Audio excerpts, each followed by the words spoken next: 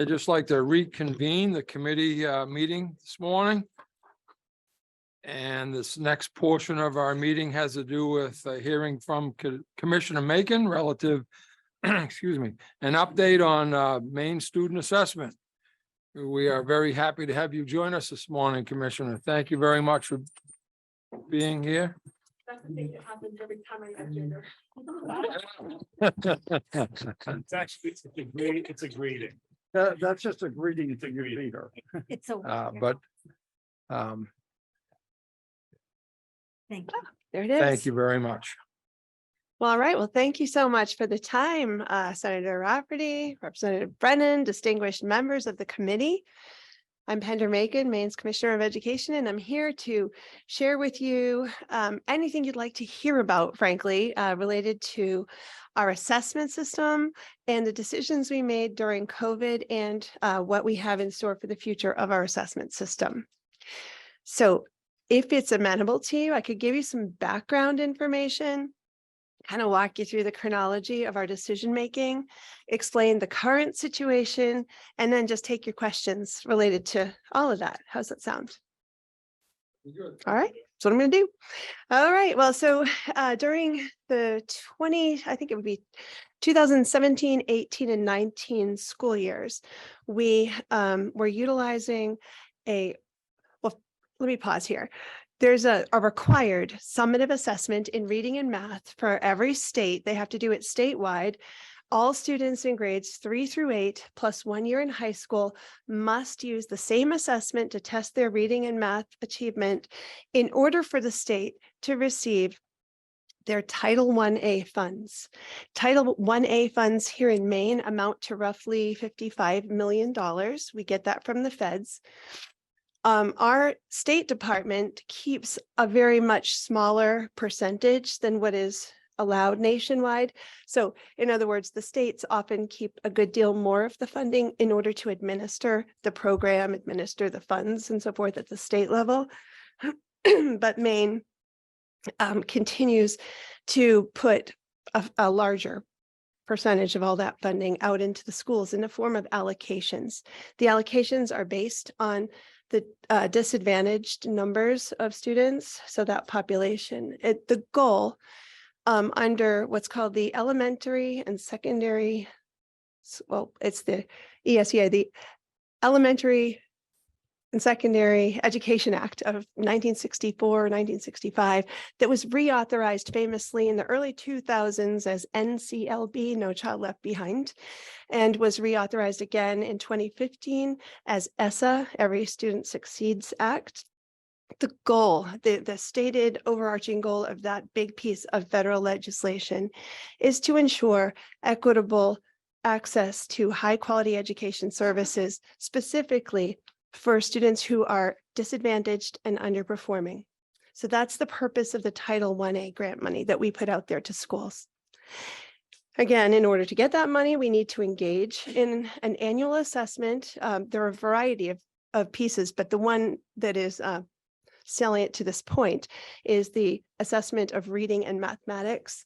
And that is the assessment that we had a product that was called the Empower Me assessment back in 17, 18, 19. So now I'm back to here. And that assessment was a struggle for the school systems to implement.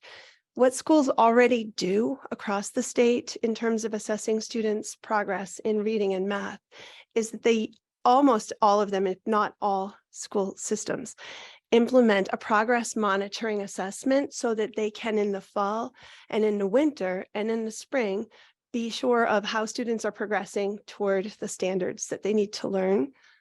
In our state, most of the districts were using a product called the NWEA MAP Growth Assessment.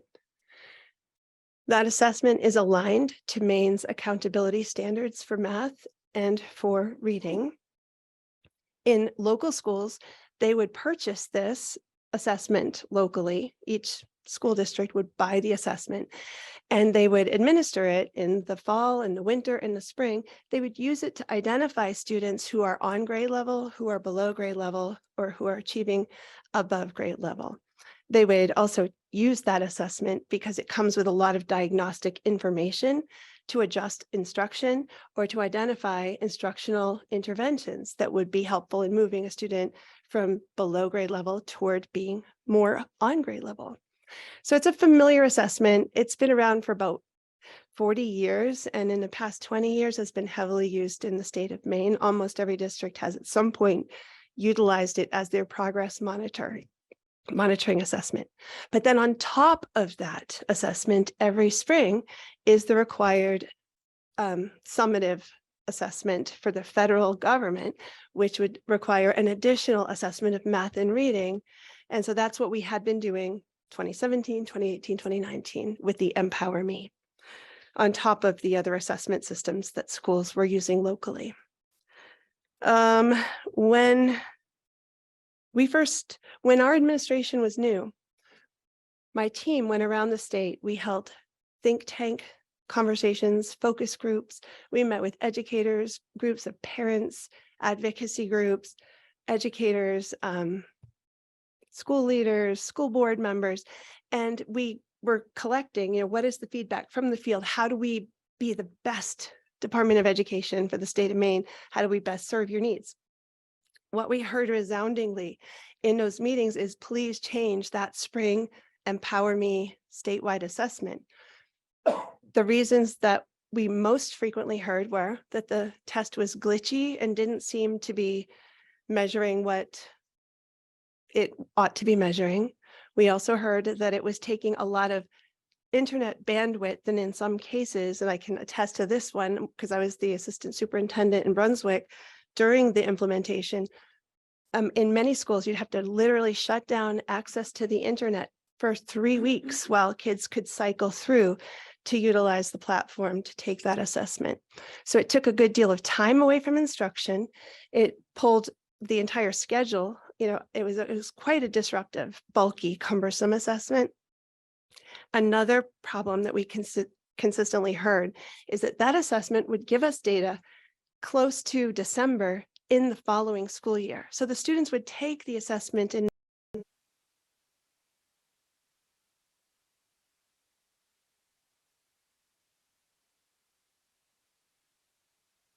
May. And sometime in late fall, the results would be available for the educators, rendering those results useless in terms of supporting instruction, program, policy. So we did have a lot of negative, and they did ask in most of these groups, is there any possible way that we could use what we're currently using as a progress monitoring instrument and have that also count for our federal statewide assessment? We didn't know the answer, but we said we would look into it. Then came 2020 and COVID, and during that first spring nationwide when schools were closed, the federal government shut down the requirement for that spring assessment. So we did not take the Empower Me assessment in the spring of 2020. Excuse me. And then as we approached the following fall, we had a message. All the state chiefs got an emailed message from then Secretary Betsy DeVos. She said there will be no waiver for assessments in the spring of 21. It was our first, if you remember, our first year back after the COVID disruptions. Fall of 2020, we're back in session. A lot of schools are still in hybrid. Nationwide, a lot of schools weren't back in school at all yet. They were fully remote most of the year in several states. But Betsy DeVos said there will absolutely not be a waiver of that requirement. You have to test the kids in your math and reading. In that same communication, though, she said, obviously, these assessments are going to look very different from what we've had in the past. Use this, her actual quote was, necessity is the mother of invention. Under these circumstances, I urge state leaders to rethink their assessment systems and to try something new and to take these healthy risks. And so with that encouragement, my team was faced with a choice. Do we take the risk of signing another contract with our pre-existing assessment vendor that had not been pleasing to most of the state? I forgot to also mention, during that time, we received something back from the federal government where the peer reviewers had taken a good look at our assessment system, and the Empower Me assessment for reading and math was deemed to be not valid. So in addition to getting the data late and having it be very time consuming, very disruptive, take a lot of logistical work and utilize a lot of bandwidth on the text internet systems, it also was deemed not to be a valid assessment. So we had the choice of sign back up for another year with this group or try to take make a decision that would be giving educators data in real time, which the NWEA, they have the data the next day in their hands. It had to be aligned to our standards, and the NWEA was. It needed to provide transparency of achievement levels and where students were scoring, and it provided that as well. It also provided it in a format that was familiar to many families. So those of you with kids in schools, you've seen the NWA reports. They're pretty diagnostic, even what goes home to families. People are used to that format. We thought that provides great transparency, but most importantly, it doesn't disrupt schooling. It doesn't take additional time out of the classroom. It provides the educators with diagnostic information in real time when we knew we needed to know what's happening with learning loss. How are the kids doing in this very disrupted school year, unprecedented time? We also knew that it was likely not going to pass the peer review standards, as our previous assessment didn't pass. But it did meet the letter of the law for the ESEA statutes. And so we met with the Department of Education from DC. We told them our plan. We said, you know what? We're going to take Secretary DeVos up on her challenge to rethink our system. We're going to put something out there that is useful to educators, helpful to kids, communicates clearly to families. And so this is what we're going to do. And they said it probably won't pass peer review. And we said, we know. And we also know that our previous assessment was deemed invalid by peer review.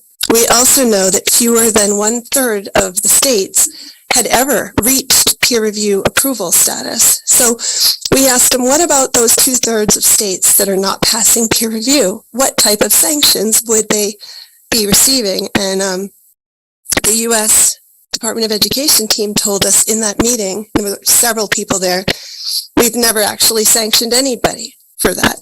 There were states that didn't even offer an assessment who did not receive a sanction. They received a letter of warning and then nothing happened. And so given that risk, I guess I would ask you, what would you do? What decision might any one of you make? And we made a decision that essentially created less disruption, more class time, more information for teachers, and we knew we'd probably get our hands slapped on the other end.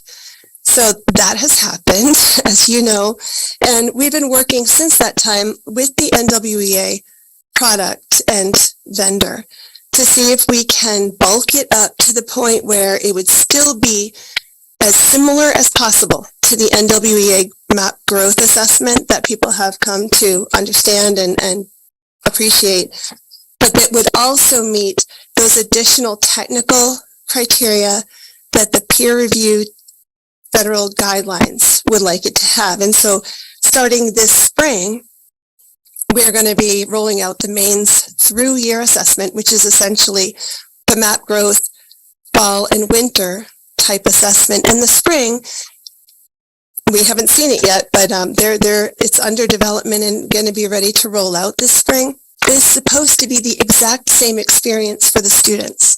They're going to have the familiar format. They're going to have it's going to be this questions that are aligned to the nationally aligned database of assessment items. And it will also include certain anchoring items that are specifically geared to be at what our educators in Maine would like to see for grade level performance. So that will be the criterion reference piece that they talk about in the letter that we received. So that's coming out this spring, and we're hopeful that we have transitioned our state to an assessment system that is good for something other than just earning $55 million a year. I'll pause right there and see if you have some questions. Representative Lyman. Thank you, Mr. Chair. Very interesting. So being in the classroom for as long as I was and using NWEA, so I'm understanding you to say that they're still using the ongoing instruction or testing results that lead direct instruction through NWEA. So parents have something to compare that has maintained. Yes. And because of this situation that you described with the other assessment, you guys are trying, I'm just trying to make sure I've got this right. Mhm. You guys are trying to develop a system using that familiar tool that will meet that other expectation with assessment for the bigger piece. That's exactly right. In fact, so the assessment product that we're rolling out should provide us two different things. Before, we only were providing grade level achievement standards based on what Maine educators identify as the aspirational. Here's where we really want our kids to be. This assessment will do that, but it will also continue the through line of what they call RIT scores. You probably remember the RIT scores. Those are nationally normed across, millions of data points have informed these RIT scores. So we'll be able to look at not only how are kids doing compared with the standards according to Maine educators, but also how are kids doing in Maine compared to other students. So, and I'm glad you brought this up, because the 2 years of temporary using only the MAP growth, 2021, 2022, the years that we're in trouble for, what that data shows us is how did Maine students do on an assessment that was taken nationally by hundreds of thousands of students in the years 2017 and 2018 pre-COVID. So the achievement levels that are posted for Maine students are really a comparison of sorts with a normative study based on student scores from the pre-COVID years. So it's kind of like, how did Maine students do in COVID, mid-COVID, as compared with the nation's students pre-COVID? But that's not what the feds want us to be doing. They want us to have it purely criterion referenced. And so we're working to do that, but not lose that other piece. A follow-up, please.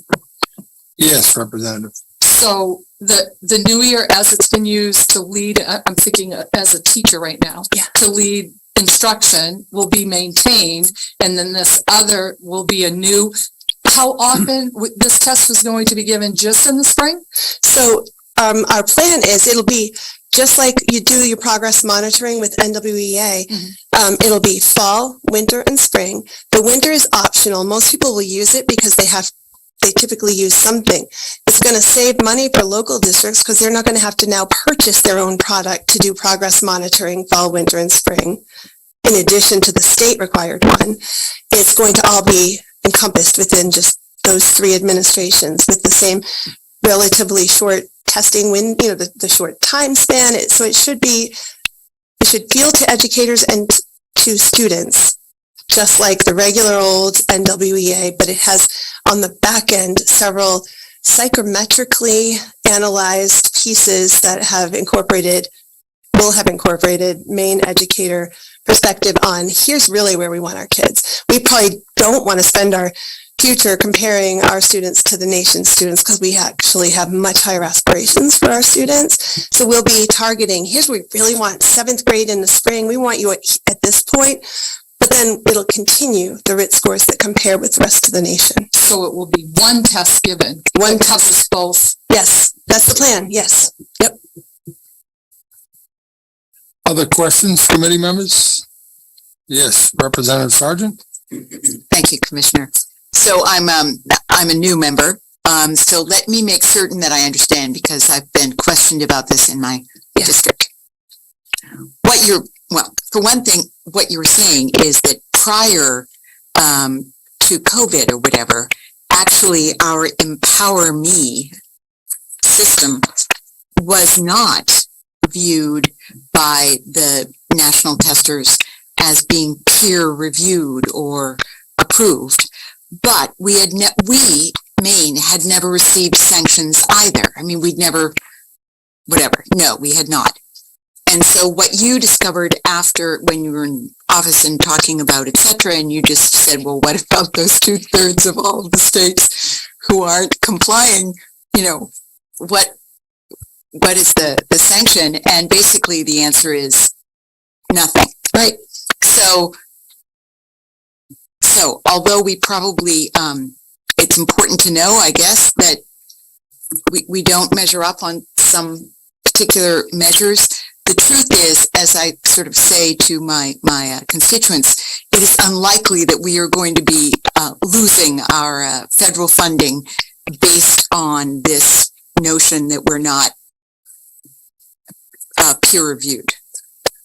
That's where my money is on the fact that we believe that the letter that hopefully you've all received, the letter we wrote back to the federal team, we're hoping that that will convince them to remove the high risk status. I can tell you what that means for our state, and remove their threat of a sanction of $117,000 from the administrative side, the state funding for our team from Title I. We were never under threat, even though the news will say it differently.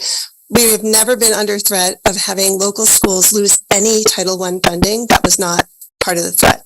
The threat is simply, we're going to fine you from your administrative side, but what we use to administer the funds, $117,000. So it would stand to reason that they would read the argument and say, yeah, you're right, we really shouldn't be doing this to Maine. Why would we do that? They've never sanctioned another state in this way, even when other states didn't offer an assessment at all. And even though that was at a time that wasn't in the most unprecedented crisis ever faced by education, why would you choose a little state like Maine in a COVID year making a definitely bold and risky decision? I mean, we knew that that they didn't want this particular assessment to count for both things. They didn't want us to be able to say, we're going to save money, save testing time by having one assessment count for both the useful progress monitoring and federal accountability. They don't want that. And we knew we would get into a little bit of trouble for it. And so here we are. We still have that threat. The next step will be they'll review the letter that we sent. They will make a decision one way or the other. And if they should decide, well, you know what? We're going to keep you on high risk status and we're going to still fine you. There's also an appeal process, during which time we will unleash a whole lot of other information that we are professionally saying, you know, right now we're not trying to knock over every apple cart in the grocery store right now, but there's a lot that we would have to share in an appeal of that decision. Thank you. Thank you. Other questions? Yes. Go ahead, Representative Lyman and Representative Bagshaw. Thank you, Mr. Chair. So what is their biggest position for not wanting to have that new year product count for 2? Well, what their stated position is that the NWEA results are, they're saying, scored in a normative fashion. In other words, a bell curve, like here's the highest that kids are achieving and here's the lowest and here's the middle. And what they really want is to attach the score to actual individual learning targets of the standards, saying, you know, in other words, that's what they're saying by criterion referenced. They mean the assessment should be, how well did this child do on this particular standard or that? This assessment assesses the overall math and reading standards for grades 3 through 8 and high school. But it is the scoring and the achievement levels that we selected during the COVID emergency for 2021, 2022 were not based on criteria of each individual standard. Rather, we used, so as not to confuse the families who have continued to receive those NWEA diagnostic reports. And there's another little, maybe I should just pause for 1 second. There's another little bit of information, and that is that we, over the phone, requested a a waiver from accountability for 2021 because we were going to be changing our assessment. Many states who are changing their assessment are granted a waiver. You don't even have to assess in a particular year because you're in the middle of developing a new assessment, and those waivers are usually granted. However, there had been the statement that there won't be any waivers whatsoever granted from assessment in 2021. And this was because they had granted a big waiver in 2020. So we said, could we please, our situation is different. We are changing our assessment and it's still COVID. And they said, nope, we're not going to grant any of them. You should apply for an accountability waiver. What an accountability waiver does is it releases a state from having to name the lowest performing schools and, and go through this whole identification thing. We didn't think that would be appropriate with it being the first time we ever used this assessment in this manner. So instead of applying for an assessment waiver, which would have been delightful, we applied for an accountability waiver, and we were granted that waiver. And in the text, and it's in the letter that you all have a copy of, the text of our accountability waiver says, listen, the purpose of your assessments this year is, instead of for federal accountability, is to provide information to educators about how students are doing and to inform the families and communities and to be transparent. For us to change the way in which we identify achievement levels in the NWEA after decades of people being very familiar with how those play out would have created so much confusion. And in one particular heated conversation that I had with some of the federal folks, they were saying, you can do it. You can attach some of these things and you can back it out. And he said, it's all about transparency. And I told him that the illusion of transparency is the opposite of transparency. And we were going to do something with integrity that's good for our students, good for our schools, and that we would take the heat when it comes. And here it is. So that's, yeah. So now I got to get back on track to finish answering your question. Did I finish answering? I think I was looking for sort of simplified statement about what their position is. Yeah, their position. Yeah. Why they won't accept the two. Right. So their position is that the one that we use, the version, the map growth version without the summative grade level attached criteria is simply normative. We would argue we didn't score it in a normative way saying, here's the best that Maine students did and the worst and create a bell curve. Rather, we used it's a nationally vetted normative study based on the entire nation's students having taken the test prior to COVID. So it has so much more validity and also it is the way in which our schools already use these assessments. It's the way in which parents in Maine have received those results for years. So for us to change it suddenly would have created absurd confusion and would have not been transparent. I think it was Representative Bagshaw, then Representative Sampson, please. Thank you, Mr. Chair. I was wondering, does your department have a process for responding to the Freedom of Access Act requests, and how many have you gotten in recent years? I don't have the number of how many freedom of access requests we've gotten in recent years, but we do, of course. Can we get that information? Yes. Can you write that down? Yes, absolutely. Thank you. Yeah. Representative Sampson, please. Thank you, Mr. Chair. Thank you for being here, Commissioner. So are you implying that maybe you're sitting on information that could be embarrassing to the feds? I don't think it would be embarrassing so much as it really, we know that nationwide people have to take these assessments in order to get their Title I funding.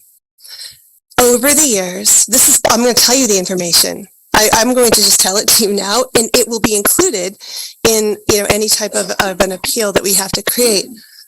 Over the years, so many additional bells and whistles, psychometric analyses, statistical evaluations have been added to the requirements in order to pass peer review.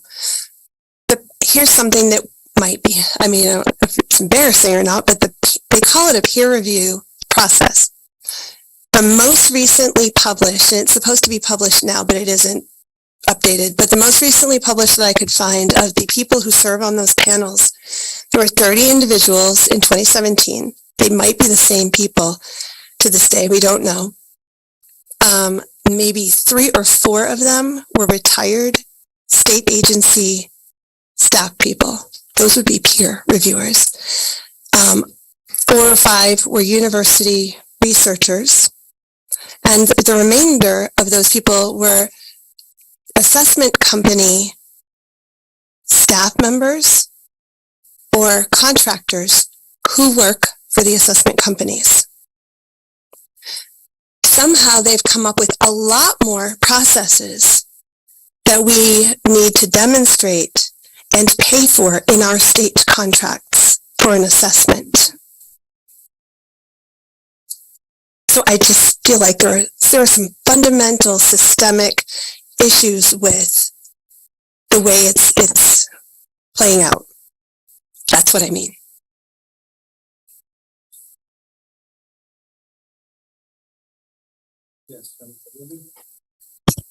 Thank you, and thank you very much for coming here and explaining this. I'm sure it's difficult. If it makes you feel any better, the media comes after us too. So, I wouldn't let that worry you any at all. I guess I wanted to see if I could understand some of what we're doing a little bit better. You know, the first issue is Title I, right? Isn't that supposed to make sure that we're that our students are receiving fair and equitable education, right? Yes. That part A or whatever. So if they withhold funding, how is that going to happen? To me, it's like, you know, it's a no-brainer that they will never withhold. I don't even think they'll withhold the funding for the administrative part that you talk about. Maybe they will. Do you think they will? I think they might. Really? I don't believe it, but maybe.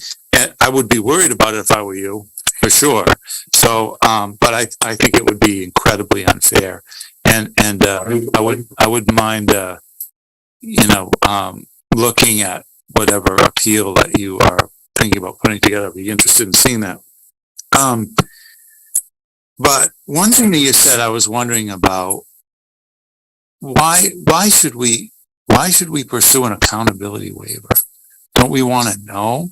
Don't we want that information out? Oh, so what we did, yes. And I know it sounds like we wanted to not be accountable because of the name accountability waiver. Yeah. It essentially.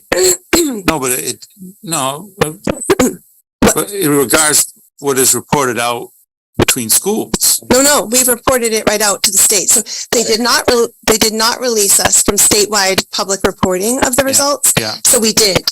And we also reported out the disaggregated results for those groups of students who are persistently underperforming here in Maine and nationally.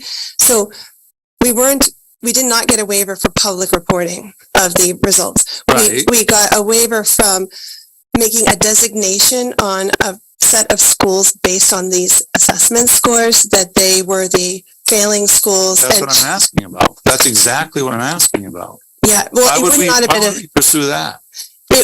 It would not have been a valid way to assess schools because here in our state, when we used this to get information about students into the hands of educators and families. Yeah. We reported it out publicly. But we also have a situation where most of the state have been using NWEA, as I mentioned, for years, and some of the state has not. So we have a bunch of states whose kids and staff are fully familiar with this, and a bunch of people who are taking it for the first time, and then we're going to sort and compare them and call out some schools and shame them for underperforming on an assessment that they've never had before while others have had. So it would have not been a year where we could have validly made that claim. And that's why we applied for that particular waiver. That makes sense to me. Yeah. Thank you. Sure.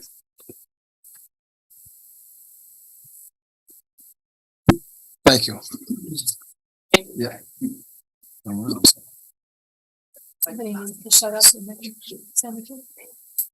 Thank you. So my question is separate from this, but kind of the same. So the SAT used to be used for 11th graders as an assessment tool. and no longer is that a state, or was that because of the same federal issue about the tool you use? That was actually because of a law that was passed by our legislature in this last session or the session prior, in large part based on the fact that several studies have proven that it can be a racist screener of an assessment. So. Thank you. Yeah, I just had questions from people about that because parents did like the access to the SAT right in the homeschool. So thank you for answering that. And by the way, that would have also not passed the criterion reference test. However, at the federal level, they've excused, because other states have used that, and they've found a way to excuse that particular assessment from having to be criterion referenced. Excuse me, Representative Sargent. Thank you. So, I'm wondering how much interaction you have and shared information with your fellow commissioners in both, frankly, the do-gooders, the 1/3 that get, what are they using? What is the assessment tool that seems to make the grade, and their experience on that, and then also some of the other states that are in the same situation we're in, and is our strategy that you are now deploying to basically, what I'm hearing is to take the NWEA, tweak it, add some things, keep the core the same in terms of the users, but supposedly meet these other things and have the RIT scores reflected. That would allow us to keep that straight line and compare across the nation. Yes. Right. Yep. So is what we're doing something that that other states have done? So nobody has yet successfully done it, but Alaska and Nebraska, they rhyme, but they have nothing else in common. But those two states have also been pursuing a similar plan. Interestingly, here's another, if you're looking for what I would put in my rebuttal if I receive a rebuttal, we would really like an assessment waiver this year. They said, we will grant no assessment waivers. They granted assessment waivers. Colorado, Washington, D.C., for example, and there were others who didn't assess at all, who are not in trouble because they got a waiver. The application of the law and the interpretation of the law has been uneven enough that I think they would be making a mistake to hold us in any way in contempt because the truth is, and we have so much back and forth good faith evidence that every decision we made was made in the best interest of Maine students, Maine schools, Maine educators, families in our state who want that information in the middle of a global pandemic. We made a bold, good decision. We're in a little bit of trouble for it. I hope we don't continue to be in trouble for it. I'd rather, like I said, I'll knock over apple carts later in my life, but not right now. I just feel like we want to continue to build out this useful assessment system that gives data to teachers when they need it, that gives families information that they can understand as compared with our standards and the high expectations of Maine educators, also comparing across the nation with how are kids doing elsewhere compared with Maine. And I would make this decision again in a heartbeat. I think we did the absolute right thing for the absolute right reasons. Thank you, Commissioner. I commend you for that approach. I do have an additional question from Representative Sampson. Thank you, Mr. Chair.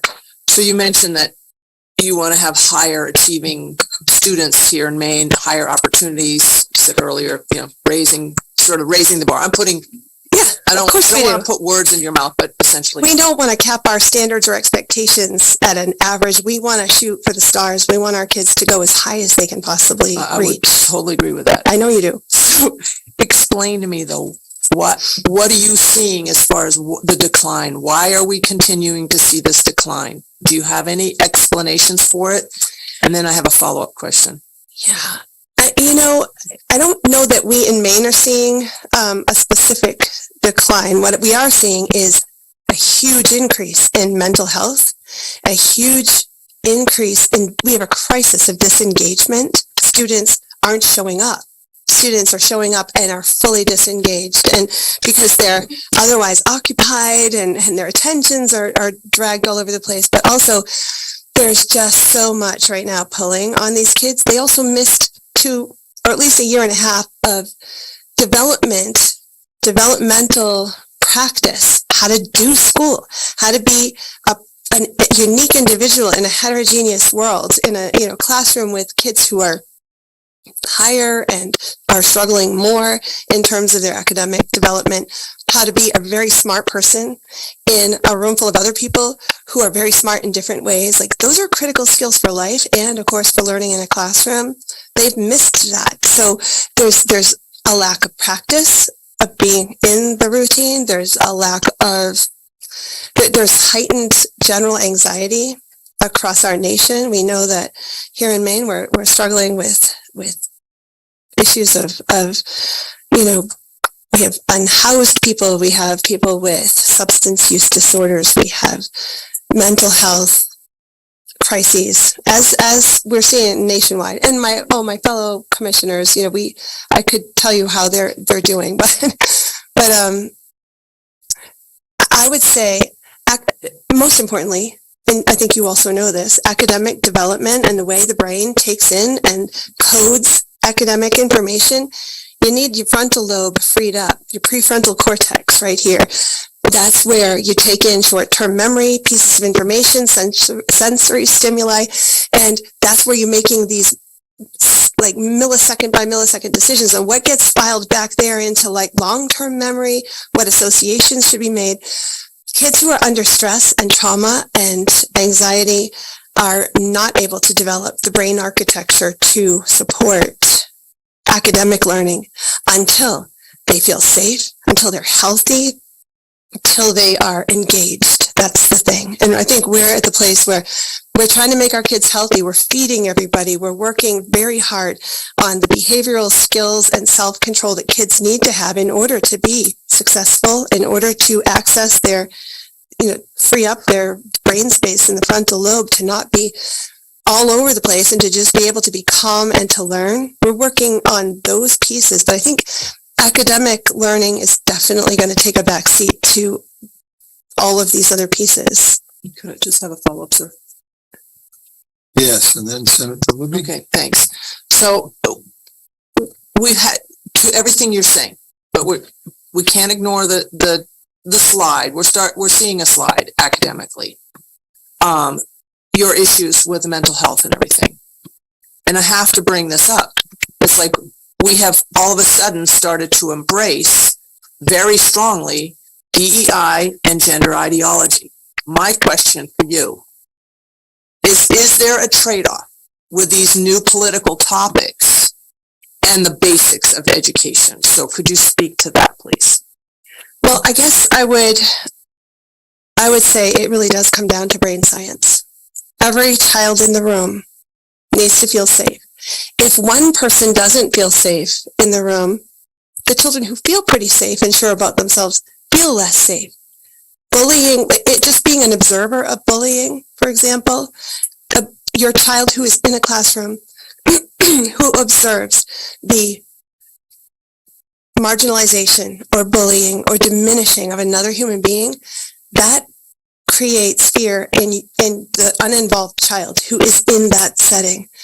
It creates conditions that are averse to the high academic goals that we set for our students. And so I think it's really important for educators to pay attention to the classroom climate, to making sure that every person is known and respected for who they are so that they can feel safe in order to learn and achieve in very high ways. And so that's where I stand on that. Thank you. I think Senator, you had a question, and then Representative Lyman.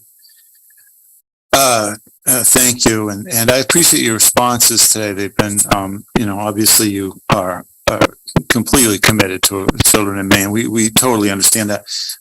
We might differ on the method, but we seem to have the exact same goal. Here's one that I heard recently from a teacher, though, that I want to bring up because you raised the issue of mental health, but then also all the variety of problems that students have, right? And a teacher told me recently that there are some students, like on the autism spectrum, right, who are identified, and then they are lined up for the correct therapy, and then they end up on a waiting list for 6 months to a year. If we're going to address some of these problems in the classroom with a variety of problems, not just autism, how can we allow these waiting lists to continue to occur? Is it a shortage of the professionals? Yes. And if it is, I mean, there must be a way to get to import electronically or something. There must be a way, because those waiting lists probably bother me more than anything that I know about in education. I just don't understand them.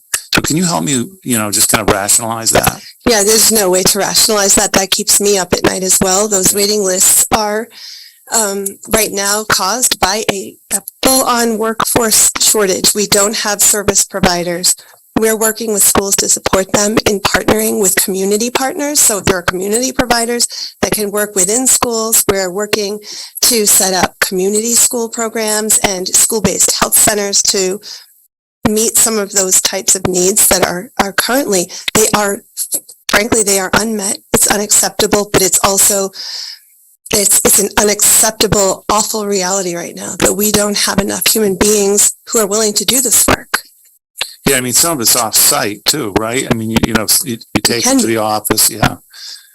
Yeah, I mean, looking at the entire continuum, there are schools that are able, and in different areas of the state, it's inequitable. When you in an area of the state where there are many service providers, there are wraparound services, those students are doing pretty well. And then there are places in our state, because of the rural, and like we're very large, and there's a good deal of distance, to set up that number of community-based service providers, or to be able to hire ever enough social workers and specialists to work in the schools.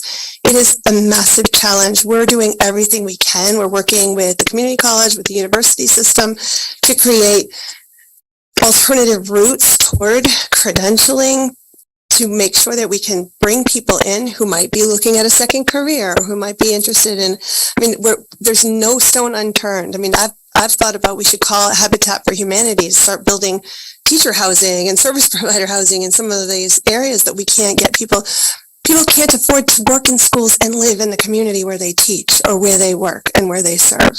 Like, these are harsh realities that are much bigger than the education system, but that are in our hands, and we're working very hard to solve them. I know you are.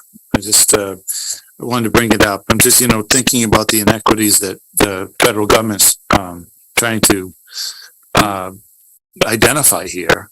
It seems like we could use some more help from them in those areas. Yes. Yeah. Yeah. Okay. Thank you so much for your testimony. Sure. Representative Dodge. Thank you, Mr. Chair. Thank you so much for being here and for all of your work on all of this. So thank you. 2 questions. Have you guys wrapped in our federal delegation to help us address this assessment situation? Number 1. And number 2, when and if might we get to a point where Maine can continue to lead by addressing how people are appointed to the peer review panel and their backgrounds and financial interest in what is going on? I think that is a basis for a wonderful expose, and Maine could lead, and I would be cheering you on. Thank you. Thank you. We've had a warm and supportive reception to this information from our congressional delegation, to answer that. And, sometimes there's good trouble to get into. And we have to be careful because we don't want to risk the actual funding that goes to our schools. But we are not a risk-averse group when it comes to doing what's right for our students. And these are going to be interesting questions that are going to be, well, wait, if people are now asking, well, who's on those peer review panels? That would be wonderful. That should be a question that is resoundingly asked. I've been asking, but now it's, unfortunately been dragged into the light, and so others might have to ask that question. Yes, Representative. And how are they appointed, please, and by whom? So clawback. Yeah, it's a mysterious, I don't know. I don't exactly know how they're selected or appointed. I do believe it's by the assessment and accountability team at the federal USED, but I'm not 100% certain that that's the case. Somebody else might know if there's an application process. All I know is when I looked at the list, I felt like I think peer review is a misnomer and it's extremely misleading because my peers would be other state agency people who understand what it is like to implement a statewide assessment system, not necessarily a vendor of an assessment system. Good trouble. Thank you. Representative Brennan, followed by Representative Lyman. Thank you, Senator Rafferty. And again, like everybody else, Commissioner, thank you for being here. And we did get the letter. And I'm impressed with other committee members, Representative Lyman and others who understand this assessment process from being in a classroom point of view, and certainly in ways that I don't understand it. But so I have just two questions. And the letter, and it's the third paragraph down, so the department weighed the risks based on our conversation. You may have answered this, but had we renewed the contract, would the Department of Education been satisfied with the previous? So probably because we would be in the process of improving what they had identified as being an invalid assessment.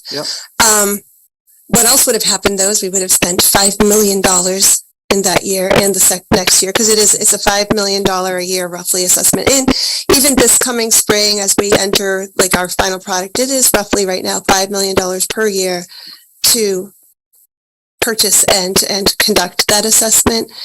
Much of it's paid by an assessment grant from the federal government, but not all of it. So we would have paid a lot more money. We would have implemented that assessment. We might not be in this trouble, but we would have asked our schools and students to engage in a very cumbersome, disruptive process in a year where every hour in school mattered a great deal more than it ever had before, because we've been in that disruption. And it would have not allowed us to lead with integrity. Okay. So if I were looking for the soundbite out of this to explain to my colleagues or explain to the public, we currently you've replied to the Department of Education. We're not in jeopardy of losing any Chapter 1 funding at this point.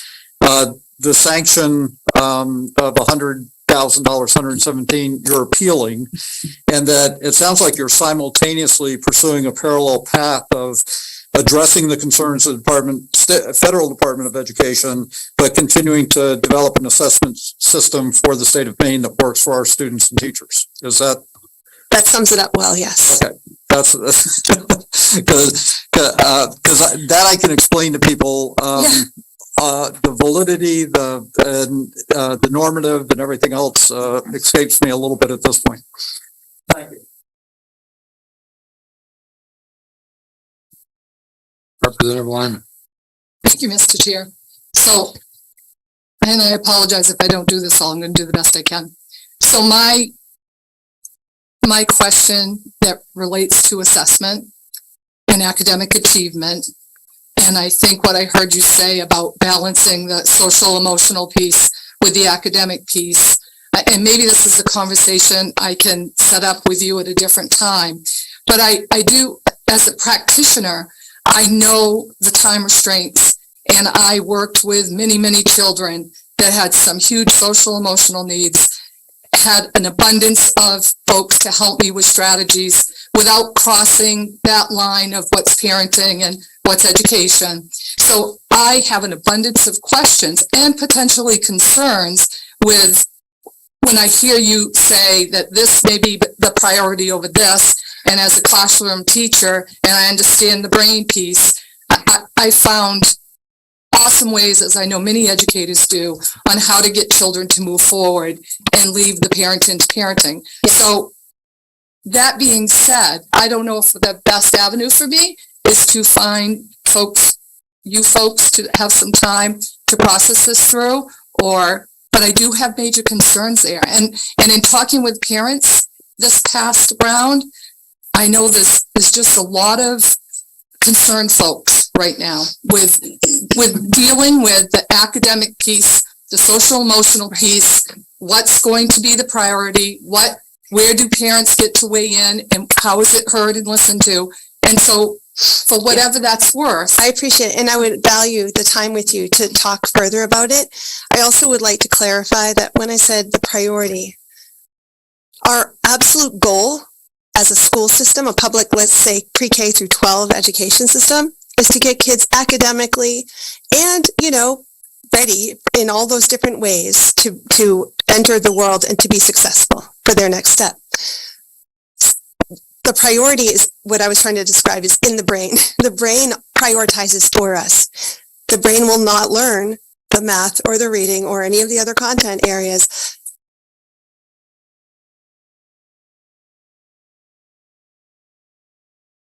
and the dysregulation takes over. Learning won't happen for the children until they are regulated. So that's the prioritization for us.